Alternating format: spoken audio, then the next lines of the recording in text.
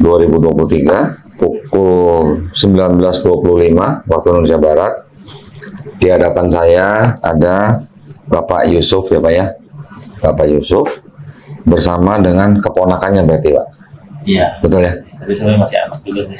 Orang juga? Maksudnya anak apa tuh Pak? Anak Dari kakak saya kan? iya keponakan berarti Iya, ya? keponakan. Iya keponakan. Yang bernama Rahel Aurora Tupan ya, betul ya?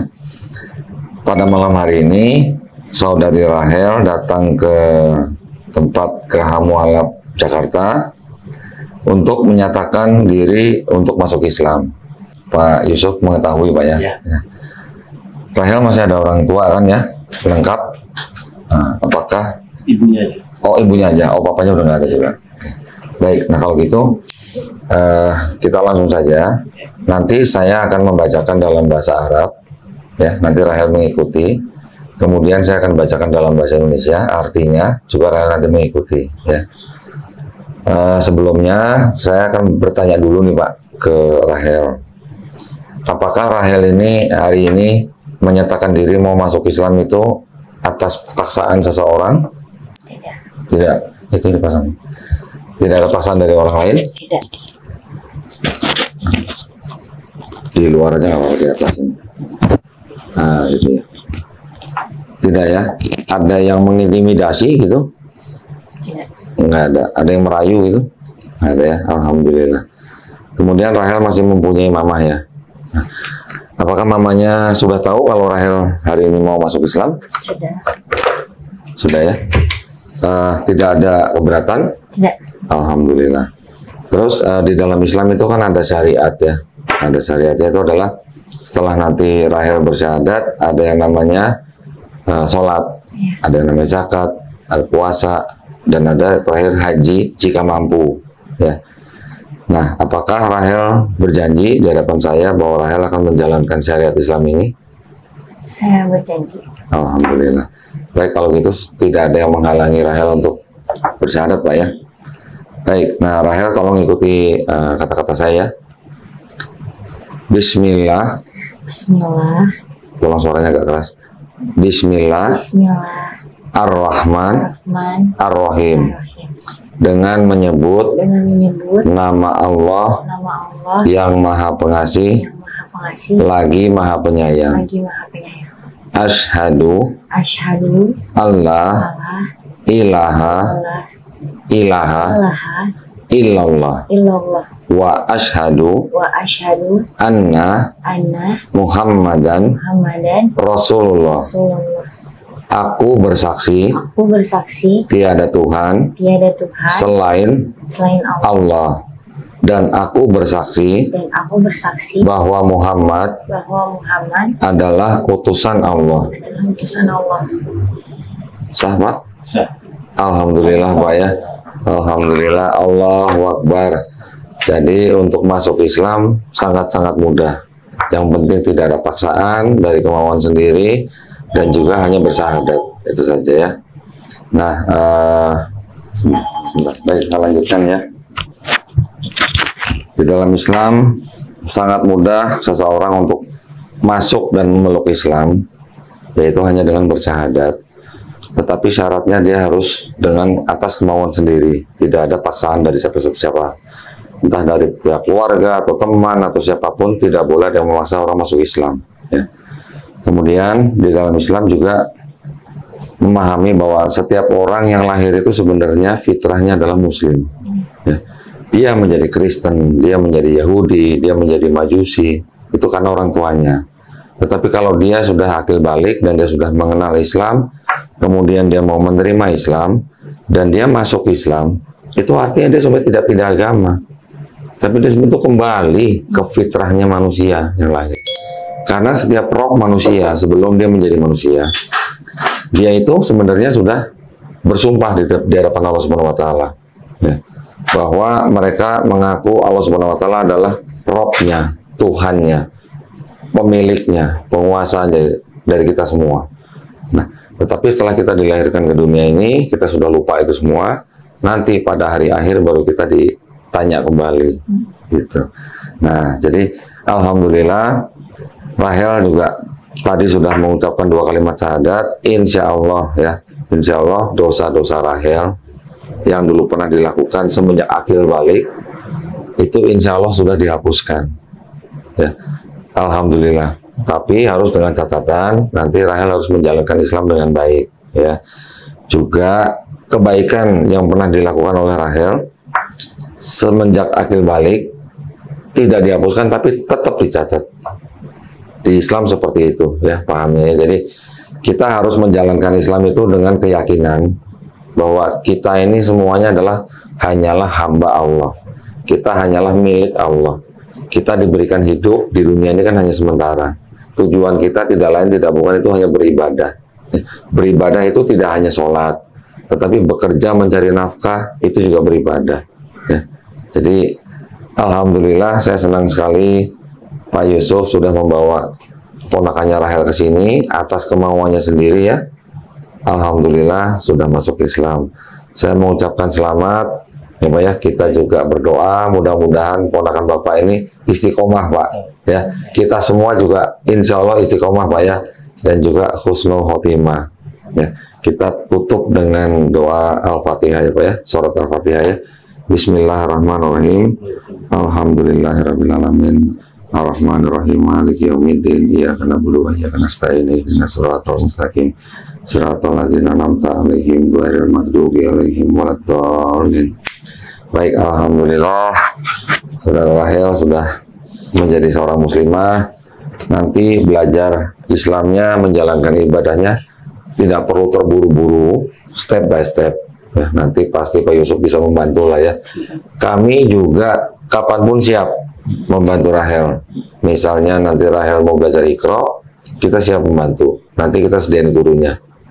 Ya, ada yang mau ditanya, jangan sungkan-sungkan hubungin saya atau nanti hubungin teman kita di Geraha Mualaf Jakarta. Ya, ini saya ada buku panduan praktis untuk hijrah ya, untuk mempelajari sholat. Nanti boleh dibaca ya, nanti kalau ada yang nggak jelas boleh ditanyakan. Ini juga ada sejumlah uang. Ini sebenarnya uangnya adalah uang zakat. Zakat ini sebenarnya khusus untuk mualaf, di mana mualaf itu adalah salah satu pihak dari 8 pihak yang berhak menerima uang zakat ya. Tapi maksudnya bukan tiap bulan, ini hanya sekali. Tapi kalau misalnya nanti Rahel ada kesulitan apa-apa, jangan sungkan-sungkan ya, hubungin kita Pak ya. Jangan dilihat jumlahnya, tetapi ini hanyalah melaksanakan kewajiban kita ya. Ini tolong diterima, nanti tolong dipelajarin, mudah-mudahan bisa dilaksanakan dengan baik insya Allah. Nah, ini KTP-nya saya kembalikan. Nanti besok kita akan segera membuat sertifikat. Alamatnya sama dengan yang di KTP ya. Nanti kita kirim by kurir, boleh? Boleh ya.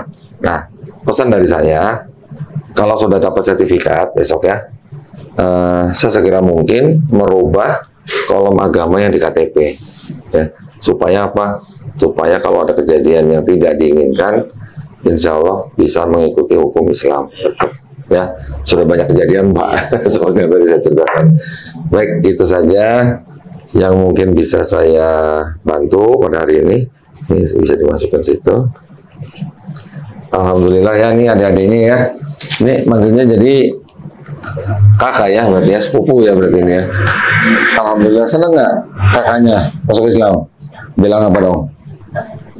Bilangnya apa dong? Oh selamat. Apa dong? Alhamdulillah. Alhamdulillah. Takbir. Apa dong? Allahu Akbar. Ya. Sudah tahu sedikit mengenai konsep dalam Islam ya.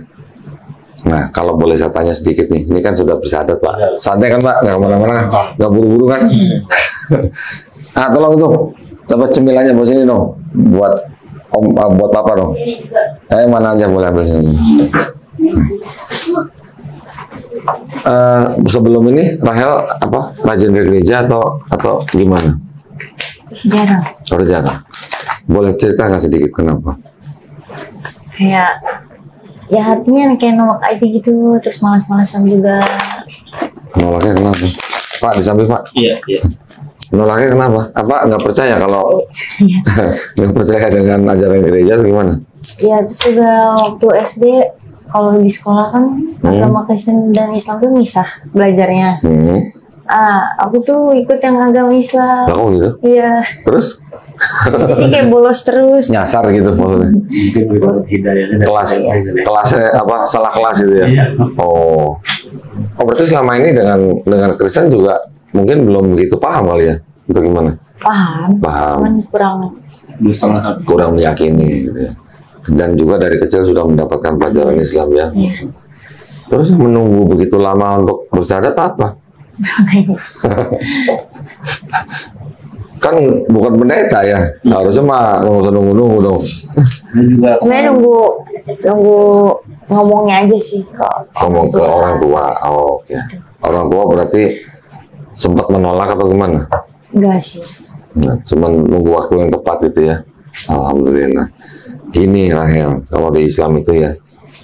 Kalau sebelum Rahel jadi seorang Muslim, sudah baik dengan mamanya. Saya ingatkan ya Rahel ya.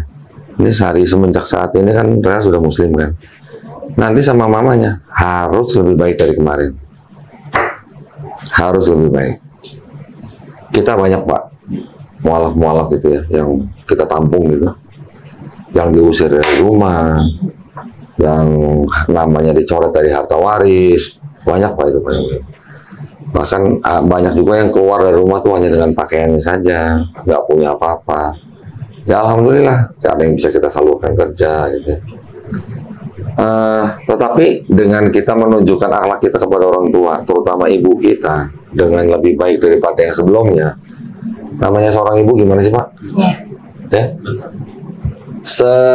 Gimana sih? nah, dia nggak mencampakkan anaknya. Pasti adalah satu titik di mana dia ternyuh lah yang melihat anaknya sendiri lah, walaupun tidak satu keyakinan lah ya.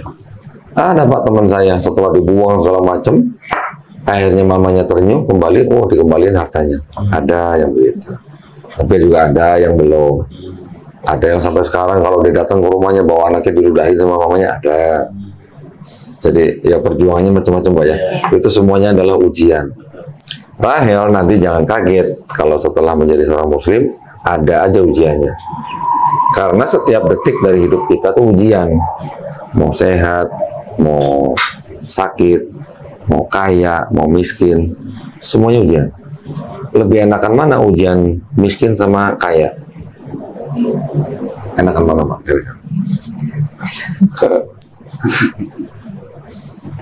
Kaya lebih berat tuh. Iya. Kaya lebih berat ujiannya. Karena kalau kaya kan kita gampang lupa pegang duit, pegang harta. Kalau kita lupa sedikit, kita nggak menggunakan uang itu di jalan Allah. Nah itu hati-hati nanti. Karena nanti pada waktu kita mati apa yang mau ditanya? Iya.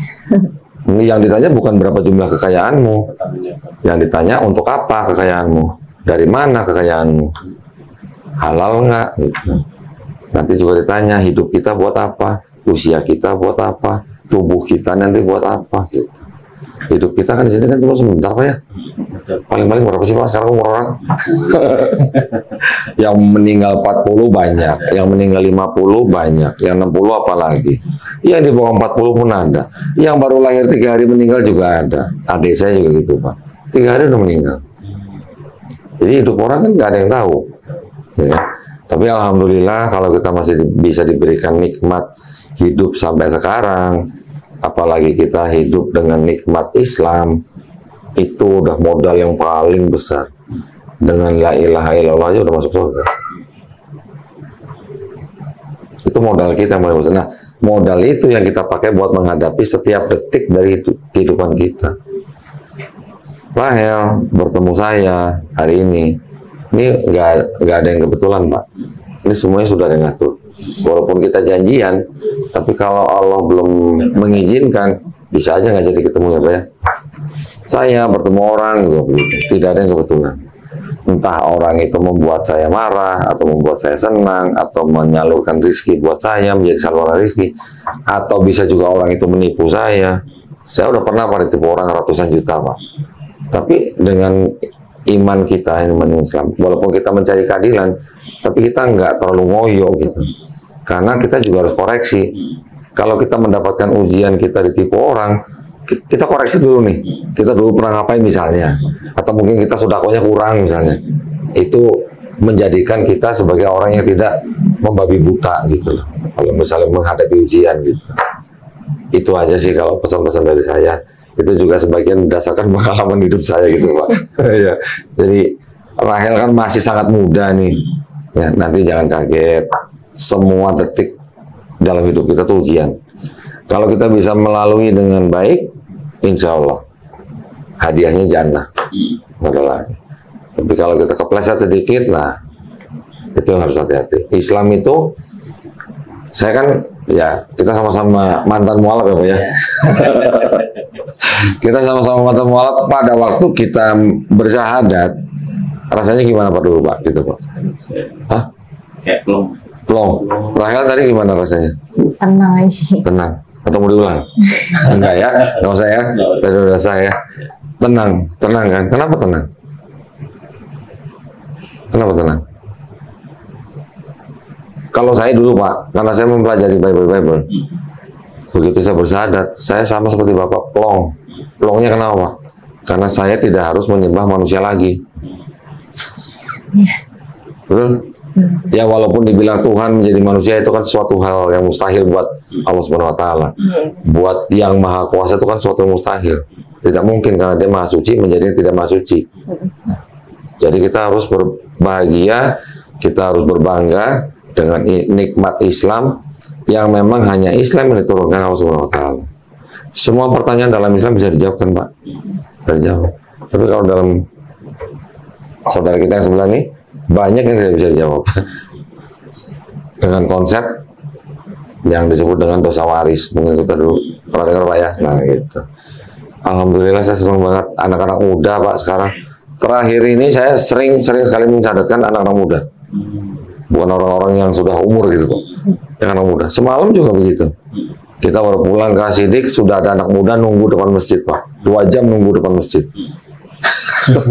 Saya mau bersyahadat, Masya Allah. Udah jam berapa? Dari tadi jam 7 ya. Masya Allah semua. Mereka jadi anak-anak muda memang sekarang, memang anak-anak muda itu menjadi target Pak ya. Targetnya apa? Nah, ini kan masih muda, perempuan pula, pergaulan pasti banyak, ya kan? Banyak dong yang mempengaruhi. Oh kalau perempuan tuh harus rambutnya gimana, bagus, pakai sampo, pakai kosmetik segala macam kan begitu Pak. Belum perhiasan lagi, belum fashion lagi. Itu semua adalah upaya-upaya untuk menjauhkan kita dari Islam. Itu. Wanita di dalam Islam kenapa dibungkus seperti ini? Tahu alasannya?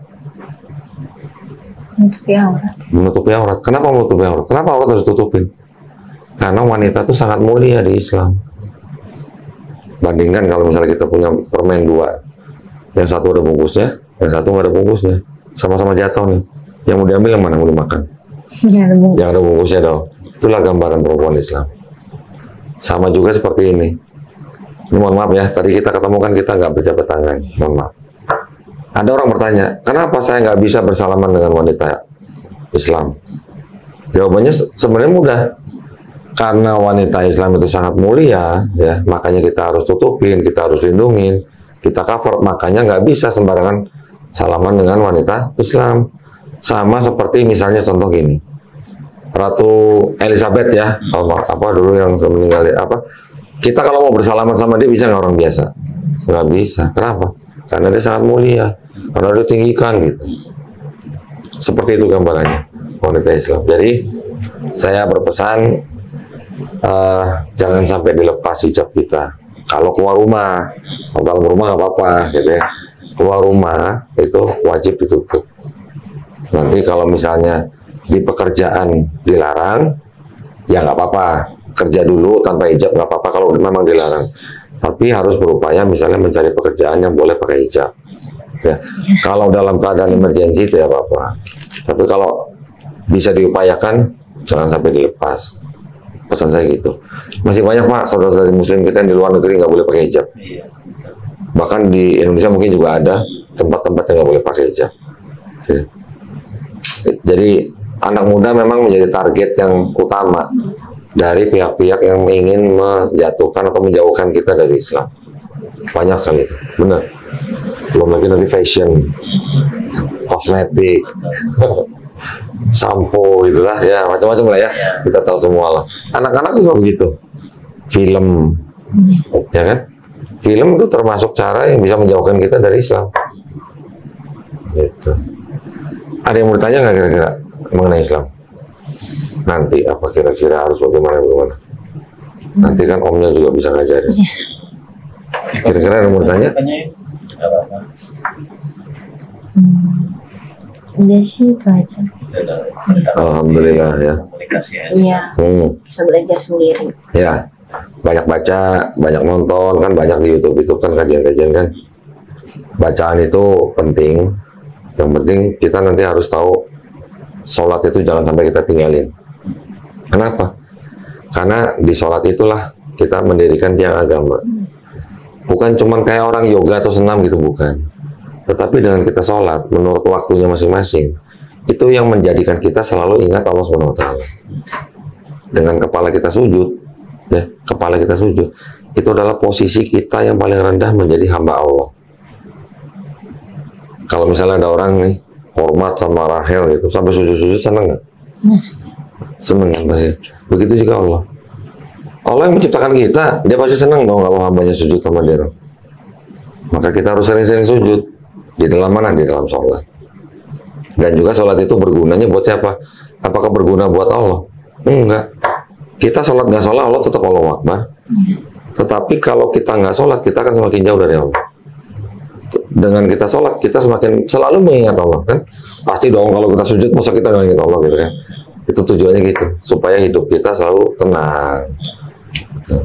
Ya, Insya Allah nanti Rahel bisa menjalankan Islam dengan baik.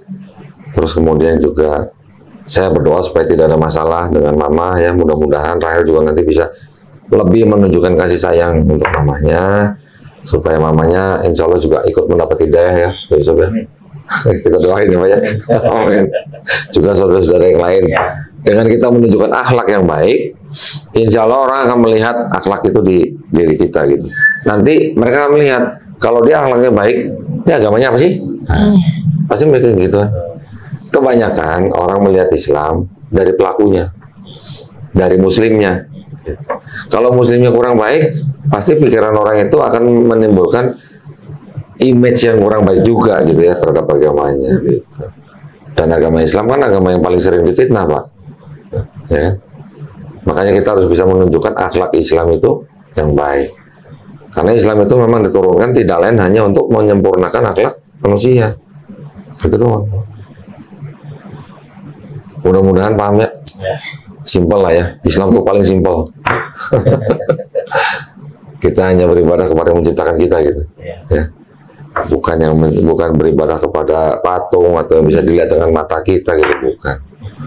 Justru karena Allah tidak kelihatan, makanya Allah itu yang Maha Kuasa. Kalau yang bisa menjadi itu udah pasti ciptaan manusia. Ya. Baik kalau gitu, Pak, terima kasih banyak ya Pak ya. Mudah-mudahan barokah ya, Rahel juga ya. Mudah-mudahan istiqomah. Semoga kita semuanya juga husnul khotimah. Baik kalau gitu ya, para pemirsa terima kasih banyak atas perhatiannya. Wabillahi taufiq wal hidayah. Assalamualaikum warahmatullahi wabarakatuh.